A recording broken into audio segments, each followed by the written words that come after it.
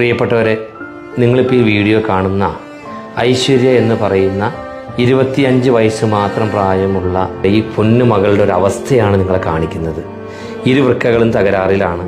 മാറ്റിവെക്കാൻ പൈസ ഇല്ലാത്തതിൻ്റെ പേരിൽ ഡയാലിസിസിൽ ജീവിച്ച് ചുമയും കാഴ്ചയ്ക്കും കേൾവിക്കുമൊക്കെ ബുദ്ധിമുട്ടും ശ്വാസ തടസ്സങ്ങൾ നേരിട്ടുകൊണ്ട് വളരെ വിഷമതയിൽ കഴിയുകയാണ് ഐശ്വര്യയ്ക്ക് അച്ഛനില്ല. ആകെ ആശ്രയമുള്ളത് ആ പാവപ്പെട്ട അമ്മ മാത്രമാണ് ഐശ്വര്യയുടെ.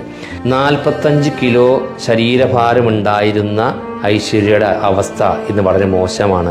35 താഴെ കിലോയായിട്ട് ഐശ്വര്യയുടെ ശരീരഭാരം കുറഞ്ഞുപോയി. ചുമയും ശ്വാസതടസ്സവും നിരന്തരമായതിൻ്റെ പേരിൽ ഇന്നൊരു ദിവസം വീട്ടിലാണെങ്കിൽ നാളെ ഹോസ്പിറ്റലിലാണ്.